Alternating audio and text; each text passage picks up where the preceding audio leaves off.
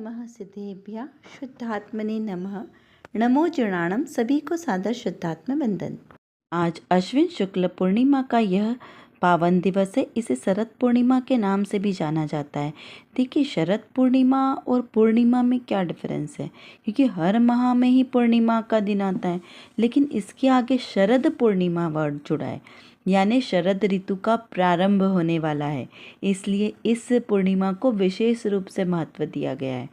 सर्दियों का प्रारंभ, और भी इसके बहुत सारे रीज़न हैं। अलग अलग धार्मिक संप्रदाय में इस शरद पूर्णिमा को विशेष महत्वपूर्ण माना गया है। तो चलिए, ऐसे पावन प्रसंग पर जो आज हमें संदेश प्राप्त हुआ है, ये श्री तत्वसार जी ग्रंथ की गाथा 27 के आधार से हमें संदेश प्राप्त हुआ है, जो आचार्य देवसेन द्वारा विरचित है।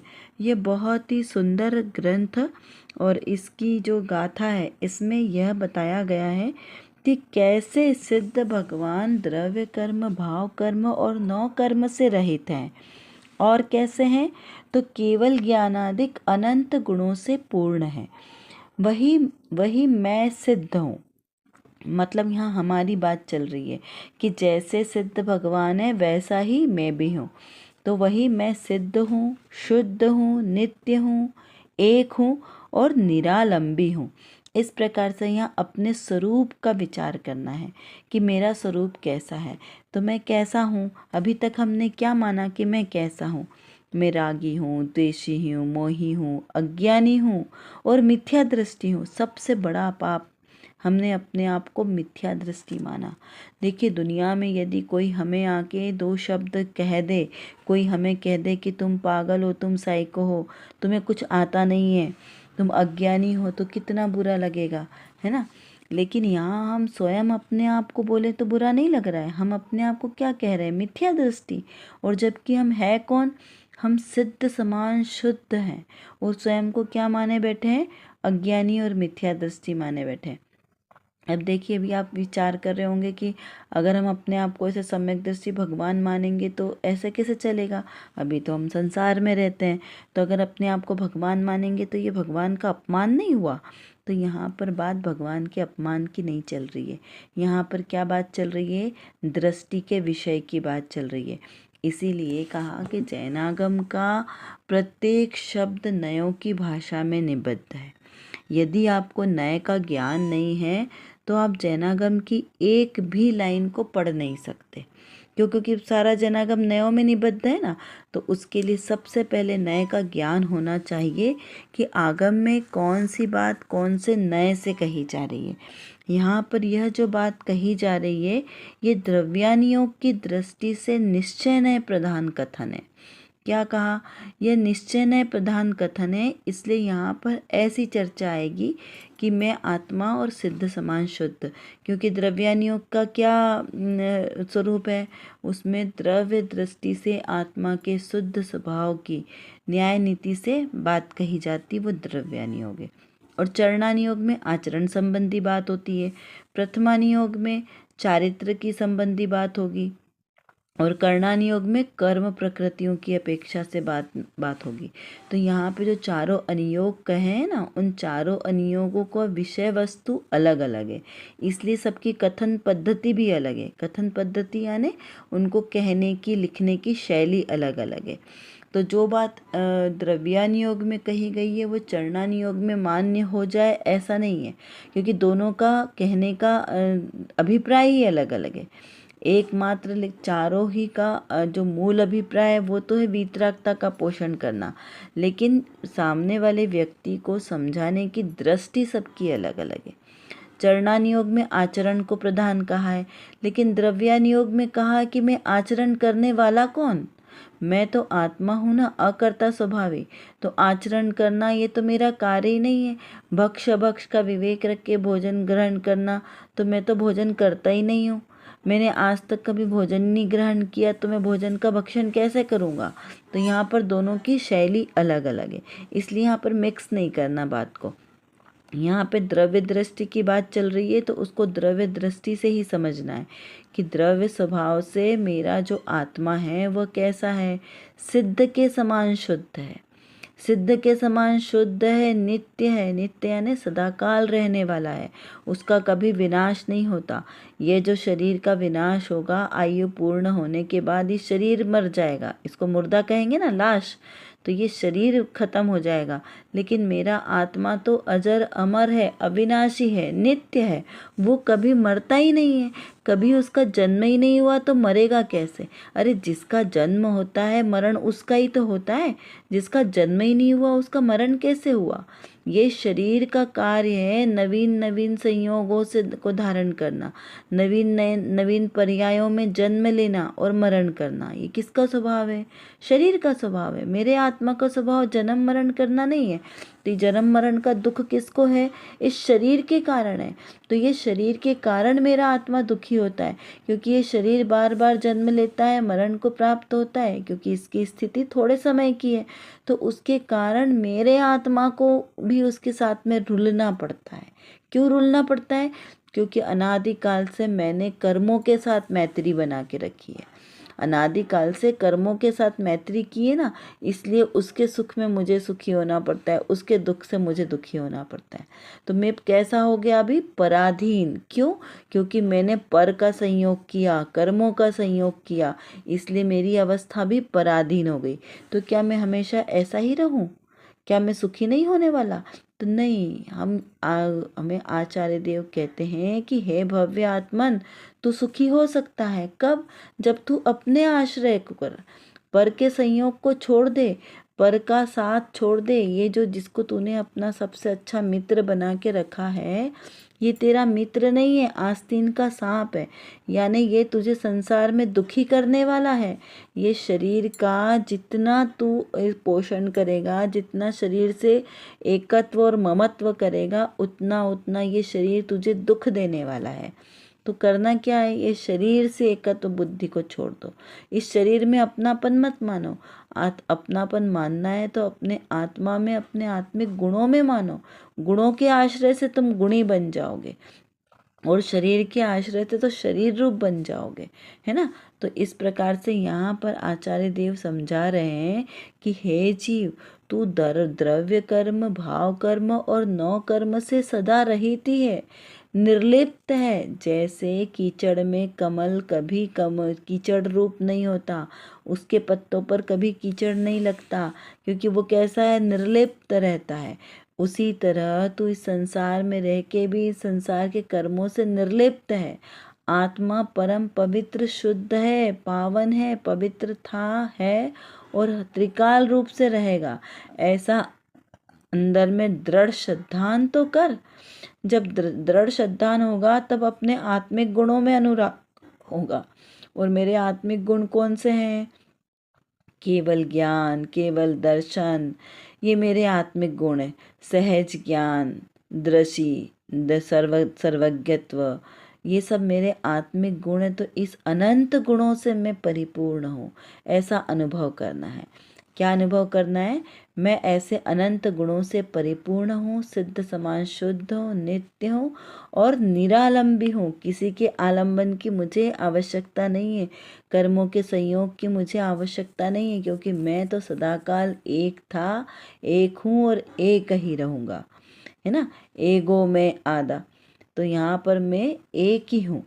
तो इस प्रकार से द्रव्य दृष्टि से अपने निज शुद्धात्मा के एकत्व रूप स्वभाव का निर्णय करना है, उसका ज्ञान करना है और उसका ही आचरण करना है। और पर्याय में जो अशुद्धि है उसे दूर करने का पुरुषार्थ करना है, क्योंकि पर्यायों से जब दृष्टि हटाएंगे तभी अपने को शुद्ध दृष्टि, आत्मिक दृष्टि प्रकट होगी। इसलिए पर्यायों को नहीं देखना है, देखना अपने निज शुद्धात्मा को है। इस प्रकार से इसका अर्थ निकलता है। अब देखते हैं यहाँ पे रत्नकणिका में भी बहुत सुंदर चर्चा आई है, जो समय सार जी के कलश के 273 और 74 नंबर के कलश के आधार से आई है। बहुत ही सुंदर इसमें अनेकांत और शाद्वाद की बात कही है। चलिए पहले पढ़ते हैं क्या लिखा है यहाँ पर। अनेकांत स्वरूप आत्मा का वैभव क्या है, देखो हेडिंग ही कितना अच्छा है, अनेकांत स्वरूप आत्मा का वैभव। अभी अनेकांत स्वरूप आत्मा कैसा है, तो अनेक प्लस अंत, जो अनेक अनेक गुण धर्मों से सुशोभित हो, ऐसा आत्मा का स्वरूप, आत्मा का वैभव।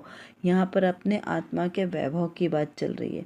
तो मेरे आत्मा का वैभव क्या है, और बाहर में जड़ वैभव, हमें जड़ वैभव की प्राप्ति हुई है ना, तो कितना वैभव प्राप्त हुआ।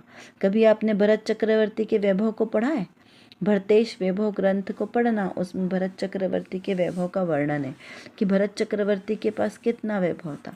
तो विचार करना फिर कि हमारे पास है क्या उतना, कितना, उसका कोई अंश मात्र भी है जिसका हम इतना घमंड गुमान करते रहते हैं। और वो भरत चक्रवर्ती ने क्या किया, उस सारे वैभव को, 6 खंड की संपदा को एकदम धूल मिट्टी के समान जानकर छोड़ दिया। और हम क्या कर रहे हैं, उसकी आसक्ति में इतने आसक्त हो गए कि हम अपनी मनुष्य पर्याय को छोड़ देते हैं। कितने लोग तो सुसाइड कर लेते हैं। क्यों कर लेते हैं, क्यों, क्योंकि उनको मनुष्य जन्म की दुर्लभता का एहसास नहीं है। विषय कषायों की इतनी तीव्र उनको वेदना है, उदय है उनका, कि वो अपना जो सहज स्वाभाविक स्वरूप है उसको भी जान नहीं पाते। इस मनुष्य जन्म को समझ ही नहीं पाते कि मनुष्य जन्म कितनी महान दुर्लभता से हमें प्राप्त हुआ है और क्यों हुआ है, भव का अभाव करने के लिए हुआ। लेकिन वो जीव कषाय के आवेग में कुछ भी समझ नहीं पाते। इसीलिए कहा कि जब तीव्र कषाय का उदय हो, जब जीव को धर्म ग्रहण नहीं होता, धर्म ग्रहण होता है तो एकमात्र मंद कषाय के उदय में ही धर्म ग्रहण होता है। जैसे किसी को तेज प्रवाह वाली नदी को पार करना हो, तो क्या वो तेज प्रवाह के समय में नदी पार कर सकता है, नहीं कर सकता। जब उस नदी का वेग कम होगा तब उसको सहजता से पार कर लिया जाता है। वैसे ही मंद कषाय के उदय में धर्म ज़्यादा पलता है। यहाँ पे कहा कि अनेकांतमय धर्म का स्वरूप क्या है, उसका क्या वैभव है। तो पर्याय दृष्टि से देखने पर आत्मा अनेकांतमय दिखाई देता है। पर्याय दृष्टि कैसी है, भेद रूप दृष्टि, बहुत सारे भेद रूप। तो जब भेद रूप देखेंगे तो अनेक गुण धर्म दिखाई देंगे, किसमें, द्रव्य स्वभाव में, क्योंकि बात तो द्रव्य से ही चालू होगी। जो पर्याय है वो किसकी है, द्रव्य की है। द्रव्य की पर्याय तो है, लेकिन फिर भी वो कैसी है, उससे अत्यंत भिन्न है। क्यों भिन्न है, क्योंकि द्रव्य त्रिकाली है और पर्याय क्षणिक है, अनित्य है, अशरण है। और द्रव्य त्रिकाली है, अध्रुव है, इसलिए दोनों में इस प्रकार का डिफरेंस है। लेकिन है वो द्रव्य की ही, द्रव्य से भिन्न नहीं रह सकती, अभिन्न है द्रव्य से। लेकिन दृष्टि का विषय हम किसको बनाएंगे, उस अभिन्न द्रव्य को। वो भिन्न जो पर्याय रूप है, भेद रूप है, उसको दृष्टि का विषय बनाएंगे तो वो तो पल पल में विलीन होने वाली है, इसलिए वो हमारे लिए प्रभावकारी नहीं है। तो यहाँ कहा कि ऐसे पर्याय दृष्टि से देखने पर आत्मा अनेकांत रूप दिखाई देता है और द्रव्य दृष्टि से देखने पर एक रूप दिखाई देता है। क्रम भावी पर्याय दृष्टि से देखने पर क्षण भंगुर दिखाई देता है। पर्याय कैसी है, क्रमवर्ती है, एक के बाद एक के बाद एक के बाद खचित है पर्याय। और उस पर्याय दृष्टि से देखेंगे तो प्रत्येक पर्याय कैसी है, क्षण भंगुर है, इंद्रधनुष के समान, पल पल में विलीन होने वाली, क्योंकि एक समय की ही उसकी मर्यादा है, आयु ही उसकी एक समय की है। तो ऐसे वो क्रमवर्ती पर्याय प्रत्येक समय में उत्पन्न हो रही है और नष्ट हो रही है, उत्पाद व्यय से युक्त है, बार बार उत्पन्न हो रही है और विनष्ट हो रही है। जैसे समुद्र की लहरें कैसी होती है, बार बार उत्पन्न होती है और नष्ट हो जाती है और वापस समुद्र में विलीन हो जाती है। वैसे ही ये पर्याय भी बार बार उत्पन्न होकर और नष्ट होकर वापस द्रव्य में ही विलीन हो जाती है। लेकिन ये आदरणीय नहीं है, क्यों, क्योंकि एक समय की है ना, इसलिए। और द्रव्य जिसके अंदर से पर्याय निकल रही है वो त्रिकाली द्रव्य खजाना है, तो वो खजाना आश्रयभूत है, वो हमारी दृष्टि का विषय बनने योग्य है। और ऐसे ही सहज संभावी गुणों का धारक वो मेरा ऐसा ध्रुव तत्व है जिसमें गुण ही गुण भरे हैं। और गुण भी कैसे हैं, अभेद गुण है, उनको भेद रूप से नहीं देखना, अभेद रूप से देखें तो ऐसे गुण कौन कौन से मेरे अंदर, अनंत गुण है। उसमें से 3 तो मुख्य हैं, सम्यक दर्शन, सम्यक ज्ञान और सम्यक चारित्र। इसे रत्नत्रय भी कहा। क्यों, क्योंकि इसके ही आश्रय से जीव मोक्ष दशा को प्राप्त करेगा और कोई भी दशा आदरणीय नहीं है जो जीव को सुखी करने में समर्थ हो। एकमात्र सम्यक दर्शन, सम्यक ज्ञान, सम्यक चारित्र की एकता ही जीव को सुखी करने में समर्थ है। तो इस प्रकार से पर्याय दृष्टि से देखने पर तो कषायों का क्लेश दिखाई देता है, क्योंकि पर्याय दृष्टि भेद रूप है और उसमें से सब कषाय दिखाई देती है जो ऊपर ऊपर में चलती रहती है। और द्रव्य दृष्टि से देखेंगे तो क्या होगा? द्रव्य दृष्टि से देखने पर कषायों का अभाव और शांति दिखाई देती है। जैसे समुद्र को हम ऊपर से देखें तो क्या दिखाई देता है? वो लहरें आवाज़ करती हुई, शोर करती हुई लहरें दिखाई देती है ना। वो लहरें शांत हैं क्या? नहीं, कितनी अशांत है, कभी इधर उछल रही है, कभी उधर उछल रही है। तो बार बार वो उछल कूद कर रही है, तो वो शांत नहीं है ना। तो कैसी है वो लहरें? अशांत है, शोर करने वाली है। और वो कैसी है? पल पल में विलीन होने वाली है। लेकिन यदि समुद्र की गहराई में जाएं, तल में जाएं, तो वहाँ पर क्या दिखाई देता है? वो शांत समुद्र दिखाई देता है। वो कैसा है? एकदम शांत है, अपने स्वभाव रूप परिणमित हुआ है। तो ऐसा ही मेरा आत्मा भी पर्याय रूप से बाहर से देखोगे तो वो अशांत दिखाई देता है। और कैसा? क्षणिक दिखाई देता है। तीन लोक में कोई भी चीज़ ऐसी नहीं है जो स्थायी रहने वाली हो। तो यहाँ पर वो भी कैसा है? क्षणिक दिखाई देता है। लेकिन यदि आत्मा को आत्मिक दृष्टि से देखें तो आत्मा में कैसा है? वो शांत स्वरूप वर्तता दिखाई देता है द्रव्य दृष्टि से। और संसार के अभाव रूप मुक्ति मेरे आत्मा में ही दिखाई देती है। केवल एक चैतन्य ही सुशोभित होता है। मेरे आत्मा में एकमात्र एक चैतन्य द्रव्य ही सुशोभित होता है, जीवात्मा। और बाकी तीन लोक के समस्त पर्याय, द्रव्य गुण पर्याय स्फुरायमान दिखाई देते हैं, यानी कि वो सब मेरे से भिन्न दिखाई देते हैं, सब मेरे से दूर जाते हुए दिखाई देते हैं, समस्त तीन लोक के पदार्थ, क्योंकि वो मेरे अंदर कभी उनका प्रवेश ही नहीं हुआ है। जिनको मैंने अपना मान के रखा उनके अंदर मेरा कभी प्रवेश था ही नहीं, इसलिए वो मेरे से भिन्न हैं, भिन्न थे और भिन्न ही रहेंगे। इस प्रकार से विचार करना है। चलिए कुछ प्रश्नों के माध्यम से थोड़ा सा और चिंतन करते हैं कि आचार्य देवसेन जी ने तत्वसार जी में मेरा स्वरूप क्या बताया है, उसका विचार करें। आत्मा किसके सहित है? आत्मा का वैभव क्या है? कषायों का अभाव किस प्रकार से होता है? और संसार के अभाव रूप क्या प्रकट होता है? इसका विचार करना है कि जब संसार का अभाव होगा तो प्रकट क्या होगा, और जो वस्तु प्रकट है तो फिर कौन सी वस्तु हमें प्राप्त नहीं हो रही है, इसका हमें शांति से विचार चिंतन करना है। कर विचार तो पाम, हम जितना विचार करेंगे उतना ही हमारा विषय क्लियर होगा, क्योंकि हमारे पास समय की कमी है और जानना बहुत ज़्यादा है। और किसको जानना है? अपने ही ज्ञायक स्वभाव को जानना है। तो जब तक हम अपने इस ज्ञायक स्वभाव को नहीं जानेंगे तब तक हमारा कोई भी कार्य सिद्ध नहीं हो सकता। तो एकमात्र जो मेरे अंदर, मतलब मेरे आत्म स्वभाव में जो ज्ञान नाम का विशेष गुण है, इस गुण को एकमात्र अपने ज्ञायक स्वभाव को जानने में लगाएं तो निर्विकल्प दशा की प्राप्ति होगी। और इस निर्विकल्प दशा के ही आश्रय से हमें शाश्वत सुख की प्राप्ति होगी। तो वो शाश्वत सुख हमें प्राप्त हो, इसीलिए पुरुषार्थ करना आवश्यक है। उसके लिए व्यवहार से तो सच्चे वीतरागी देवशास्त्र गुरु का आश्रय लेना योग्य है, और निश्चय नय से मेरी निज शुद्धात्मा का आश्रय लेना ही सर्वश्रेष्ठ उपाय है। अभी के लिए बस इतना ही। विशेष चर्चा हम आगे की कक्षाओं में करेंगे। तब तक हम अपने आत्मस्वरूप को जानें, पहचानें और उसी में लीन रहें। इसी विशेष मंगल भावना के साथ आप सभी को सादर जय जिनेंद्र।